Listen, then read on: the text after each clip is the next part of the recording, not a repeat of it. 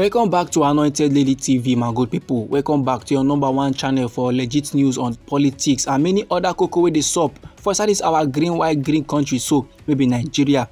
And once again, we don't come with breaking news, we don't come with updates. We get report for table like this where we need share give the general public. And the koko now be say the suspended governor of Rivers State will be Fubara. Don't come aside now, come dey slam the Nigerian police. Now don't come aside now, they give the Nigerian police talk sake of their alleged high-handedness and clap down on peaceful demonstrators for inside some parts of Rivers State, as political tensions now they continue to escalate for inside the oil-rich south state wey be Rivers. I no be lie, this level so they happen after two separate women groups now don't do separate I no go gree waka for inside the streets of Rivers State. And the separate women groups so they express their feelings about the declaration of a state of emergency for inside Rivers State. Now the protesters will do their protest for inside Port Harcourt, they been there in support of the emergency rule. And then now the yarn say the declaration of a state of emergency and the suspension of men for inside Rivers State by our President Bola Ahmed Tinubu is very much constitutional. And the things where the sole administrator they do will be Oga Ibas for inside Rivers State is very much illegal. Why the protesters now will do their protest for Ahoda East local government area of Rivers State, they call for the reinstatement of Fubara.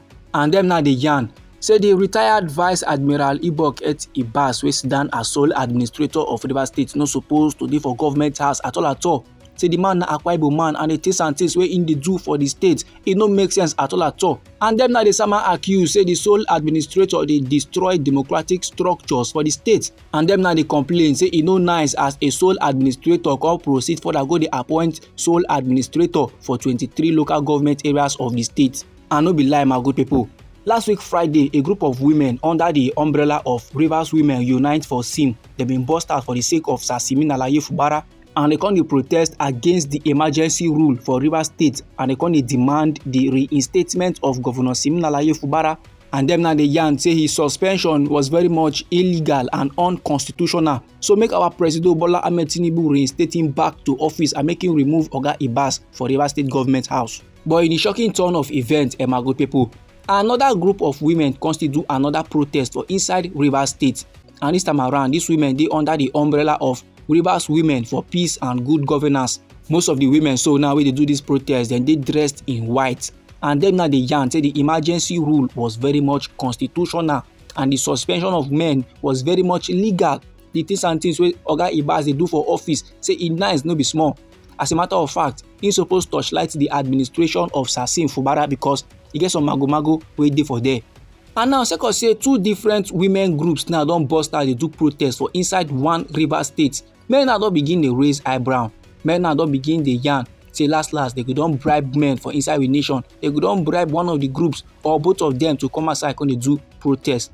But however, my good people, the women now when they wear white, they do their own protest in support of the emergency rule. They can't deny being hired. They can't deny say nobody give them any money, nobody give them anything or whatsoever to come outside and support the emergency rule for inside Rivers State. So even as they declare their support for our President Bola Ahmed Tinubu, nobody now pay them, nobody give them shishi. They do them out of their own free will. And based on information we gather, we now find out say the women they been gathered for Garrison Junction at about 7 a.m. on Monday. And they come march through Aba Road and they come last arrive for the popular Isaac Park for inside Port Harcourt. And as the women now they march, they do their protest, the song where they sing no be here. And even they display placards with several inscriptions to drive home their message. They write so many things for their placards so that men go know the reason why they do the protest and men go do the needful. And Tori people also find out say this group of women now they wear white, they do their protest in support of the emergency rule. All of them do their protest finish and then return back to their various homes peacefully. But meanwhile, the situation for the Ahoda protest no go down well at all. Last, security operatives come fire tear gas at women when they protest against the emergency rule for inside Rivers State and the reinstatement of the suspended governor. And normally, my good people, it no make sense at all. Say the women group now we wear white, they do protest in support of Oga Ibas and the emergency rule. They all do their protest peacefully and they return back to their various homes. But the women now we do protest against the emergency rule. The women now we do I no go gree in support of Fubara. na so police come dey give them headache, na so police now come dey harass them, na so police come dey throw tear gas against them. Tori pipo witness am as the women now wey dey do protest in support of Sasim Fubara bin dey march and dey sing solidarity songs dem and dey hold placards dem with various messages. They dey march dey do their thing even as security operatives including police officers bin dey attempt to stop their progress, bin dey attempt to stop their protest. Normally my good pipo, every Nigerian citizen get the right to gather anywhere for we nation Nigeria. Every Nigerian citizen get the right to waka go anywhere for we nation Nigeria, and also every country person get the right to complain about how things beat them for inside we nation Nigeria. Now even as these men now dey exercise their civil rights and the women dey do their protest in a peaceful manner, but tori pipo observe as security operatives dey try to stop the women from exercising their rights. Tori pipo observe as police operatives dey come fire tear gas for the protesters dem wey come make them now come dey run for their dear life. And after every my good pipo, videos of the incident now come burst out online, and for this video men go observe am as women now just dey cry bitterly, and they dey cry sake of say they don inhale the tear gas. But no matter the matter, the women still want make men hear their voice. The women still dey cry out say they want their governor Sasim Fubara make our president Bola Ahmed Tinubu reinstate him back to power. Say they no recognize Oga Ibas, they no know who him be, they no like am, and they no want am to continue governing Rivers State.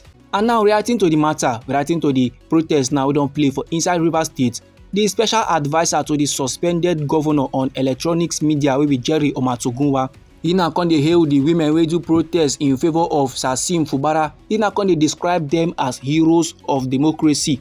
But however my good pipo, Oga Omatogunwa no talk nice about the women wey do protest for inside Port Harcourt, women wey support the emergency rule, women wey dey back the appointment of the sole administrator of the state. And also Oga Jerry come dey blast the police for their biased treatment. He now come dey yarn say they no try at all. Dem fire tear gas at the protesters wey dey protest in favour of Sasim Fubara, but dem provide security to the protesters wey dey protest in favour of the sole administrator wey be Oga Ibas. And no be lie my good pipo, with wetin don play now for inside Rivers State, men na suppose don use their tongue take count their teeth. Men na suppose don know who dey against them and who dey support them. And no be lie my good pipo, political tensions, political crisis been plastered for inside Rivers State before our president come last declare state of emergency and before he come suspend men for inside Rivers State. But however my good pipo, that political crisis now don turn into a full-blown conflict.